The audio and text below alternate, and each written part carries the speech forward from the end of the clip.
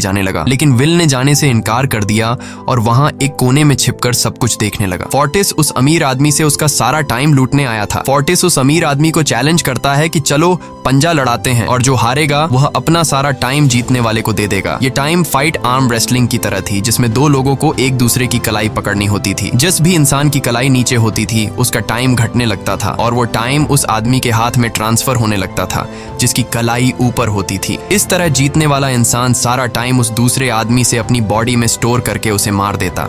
Fortis उस आदमी से कहता है, क्या तुम इसके लिए तैयार हो? इस पर उस अमीर आदमी ने कहा कि मैंने बहुत ज्यादा ड्रिंक की हुई है, इसलिए मुझे कुछ टाइम चाहिए, उसके बाद मैं तुम्हारे चैलेंज के लिए तैयार हूँ। फोर्टिस कहता है कि ठीक है, ये तुम्हारी आखिरी ख्वाहिश है, जाओ मैं तुम्हें तैयार होने के लिए कुछ मिनट देता हूँ। फोर्टिस उसके साथ अपना एक आदमी भी भेज देता है ताकि यह भाग न सके। वो अमीर आदमी बाथरूम में आकर बहुत ज्यादा उल्टियां करने लग जाता है क्योंकि उसे काफी चढ़ गई थी। इसलिए अगर वो इस हालत में फोर्टिस से पंजा लड़ता तो इस अमीर आदमी का हारना कंफर्म था। तभी विल वहां पर आ जाता है। वो फोर्टिस के आदमी को मारकर उस अमीर आदमी को अपने साथ उस जगह से बाहर निकाल लेता है और उसे फोर्टिस से बचाकर एक सेफ जगह पे ले आया। विल ने उस अमीर आदमी से कहा कि मैंने तुमसे कहा भी कि तुम्हारी जान को खतरा है, तुम जानबूझकर अपना टाइम क्यों बर्बाद कर रहे हो। वो आदमी विल को अपना नाम हेनरी बताता है और वो विल से पूछता है कि तुम्हारी उम्र कितनी है। विल ने बताया 28 साल। हेनरी ने कहा मेरी उम्र 105 साल है और अब मैं जिंदगी से थक चुका हूँ। मैंने अपनी लाइफ में हर एक चीज का मजा लिया है और अब मुझे इस जिंदगी की जरूरत नहीं है, मैं जीना नहीं चाहता। ये सुनकर विल ने हैरानी से पूछा, आखिर तुम कहना क्या चाहते हो? इस पर हेनरी ने कहा, लगता है तुम अब तक हकीकत से अनजान हो। क्या तुमने कभी सोचा है कि इस दुनिया में अलग अलग टाइम जोन्स क्यों बनाए गए हैं?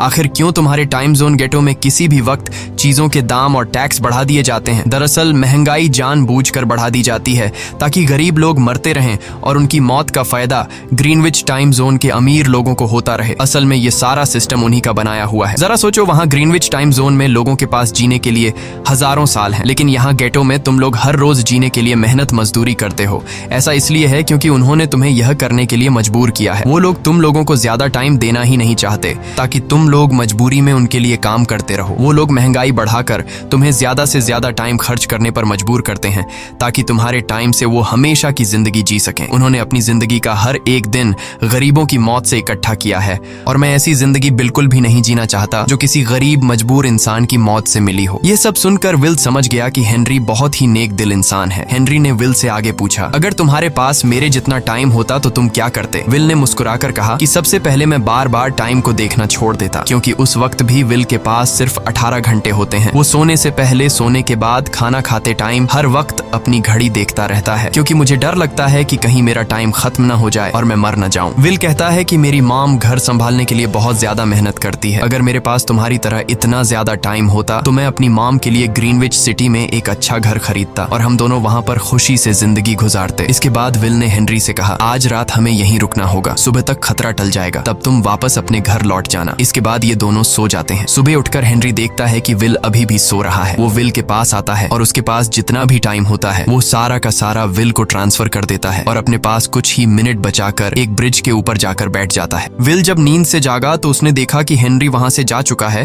तभी हमेशा की तरह नींद से जागने के बाद विल ने अपनी घड़ी में नजर डाली। विल की घड़ी में 116 साल ऐड हो चुके थे। यह देखकर उसकी आंखें खुली की खुली रह गईं। उसे लगा कि वो अभी भी नींद में है और सपना देख रहा है। इसी दौरान विल की नजर विंडो पर पड़ी जिस पर लिखा था, मेरा टाइम बर्बाद मत करना। वो समझ जाता है कि हेनरी ने मुझे अपना सारा समय दे दिया है। तभी विल ने हेनरी को दूर एक ब्रिज के किनारे पर बैठे देखा। विल जल्दी से हेनरी की तरफ भागा, लेकिन अब बहुत देर हो चुकी थी क्योंकि हेनरी के पास अब बस कुछ ही सेकंड्स बचे थे और थोड़ी देर बाद वो एक झटके से मरकर ब्रिज से नीचे पानी में गिर गया। विल को हेनरी की मौत का बहुत ज्यादा दुख होता है। अब विल के पास 116 साल की जिंदगी थी और वो समझ जाता है कि अगर मैं यहाँ पर रहा तो लोग समझेंगे कि हेनरी को इसी ने मारा है। विल जल्दी से अपने दोस्त के पास जाता है। विल का दोस्त विल के हाथ में इतना सारा टाइम देखकर शॉक रह जाता है, जिसके बाद विल ने अपने दोस्त को दोस्ती की खातिर 10 साल का टाइम दिया। ये देखकर विल का दोस्त उसका दिल से शुक्रिया अदा करता है। विल कहता है कि यहाँ रहना मेरे लिए अब ठीक नहीं, क्योंकि इतने ज्यादा टाइम को देखते हुए मेरा टाइम छीनने के लिए कोई भी मुझे मार सकता है। अब मैं अपनी माँ के लिए ग्रीनविच सिटी में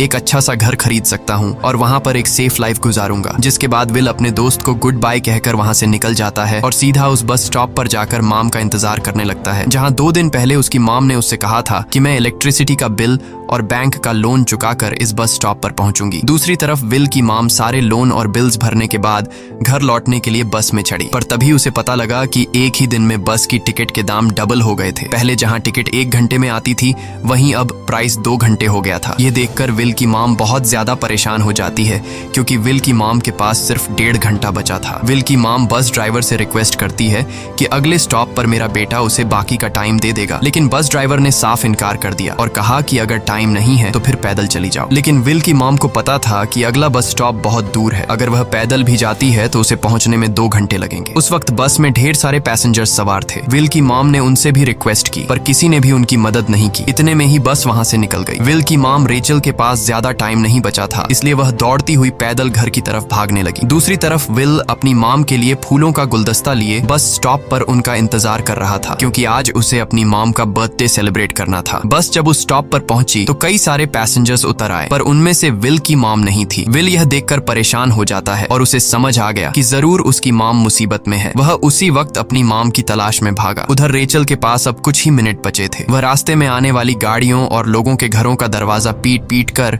उनसे थोड़ा समय उधार मांग रही थी, लेकिन कोई भी उसकी मदद करने को तैयार नहीं था। इधर विल जब कुछ दूर गया तो उसे उसकी मॉम दौड़ती हुई नजर आ गई। अपनी मॉम को भागते हुए देख विल समझ गया कि उनके पास ज्यादा टाइम नहीं है। वह अपना हाथ आगे करके तेजी से उनकी तरफ दौड़ने लगा। उधर रेचल के पास अब सिर्फ 10 सेकंड्स ही रह गए थे। वह भी पूरी तेजी से विल की ओर भाग रही थी, लेकिन जैसे ही रेचल अपने बेटे विल के पास पहुंची उसका टाइम खत्म हो जाता है और वह मर जाती है। यह देखकर विल को बहुत दुख होता है क्योंकि उसने अपनी मॉम के लिए क्या कुछ नहीं सोचा था। वह चीख चीख कर रोने लगा। अगली सुबह तक हेनरी की डेड बॉडी टाइम कीपर्स को मिल चुकी थी। ये टाइम कीपर्स वहां पर इन्वेस्टिगेशन करते हैं। आज की दुनिया में टाइम कीपर्स होते थे जो पुलिस की तरह थे। इन टाइम कीपर्स का काम भी क्राइम को रोकना होता है। टाइम कीपर्स के ऑफिसर रेमंड ने उस जगह में अच्छी तरह से जांच की, लेकिन उसे कोई भी क्लू नहीं मिला। तभी रेमंड की नजर उस ब्रिज के पास लगे सीसीटीवी कैमरा की तरफ गई। वह सीसीटीवी फुटेज चेक करने सीसीटीवी रूम के लिए निकल पड़ा। दूसरी तरफ विल समझ चुका था कि उसकी मॉम की मौत के लिए ग्रीनिच में रहने वाले अमीर लोग ही जिम्मेदार हैं,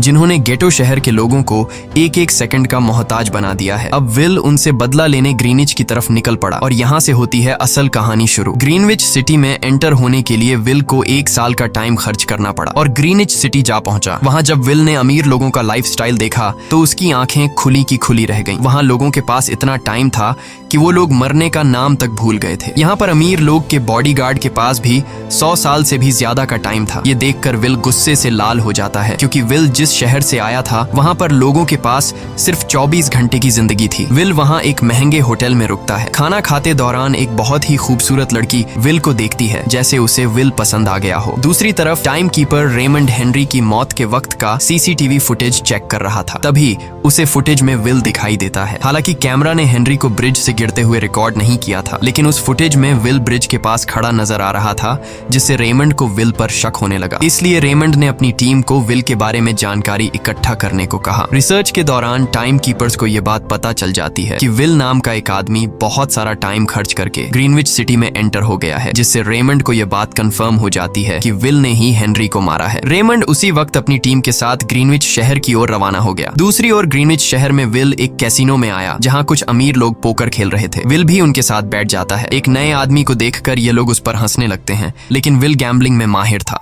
आज उसके लिए अमीरों से पैसे निकालने का सबसे अच्छा मौका था। विल ने फिलिप नाम के एक रईस आदमी के साथ पोकर की बाजी खेली। फिलिप यहाँ का सबसे रईस इंसान है। उसके पास खुद का एक टाइम बैंक है जो लोगों को लोन पर टाइम देता है। फिलिप के साथ उसकी डॉटर भी बैठी होती है। यह वही लड़की है जो कुछ देर पहले विल को गौर से देख रही थी। गेम जब शुरू हो जाती है तब विल अपनी लाइफ का सारा टाइम दांव पर लगा देता है और अपनी माइंड के बदौलत वो फिलिप से 1100 साल जीत जाता है। यह देखकर फिलिप की बेटी सिल्विया विल से काफी ज्यादा इम्प्रेस हो जाती है। उसने विल को कल रात अपने घर पार्टी पर इनवाइट किया। फिर अगली शाम विल एक नई नवेली कार खरीदकर फिलिप की पार्टी में जा पहुंचा। वहीं पार्टी के दौरान विल और सिल्विया डांस करने लगते हैं और सिल्विया मन ही मन विल को दिल दे बैठी। वो अपनी दिल की बात विल से करने ही वाली थी कि तभी टाइम कीपर रेमंड अपनी टीम के साथ वहां पहुंचता है और विल को पकड़ लेते हैं। विल को खूनी समझकर सिल्विया भी उससे नाराज हो गई। रेमंड ने सबसे पहले विल का सारा टाइम उससे छीनकर सिर्फ 2 घंटे दिए। उसके बाद वो विल को हेनरी के खून के इल्जाम में गिरफ्तार करने लगा। रेमंड विल से पूछता है कि तुमने हेनरी को क्यों मारा। विल उसे कहता है कि मैंने उसे मारा नहीं था,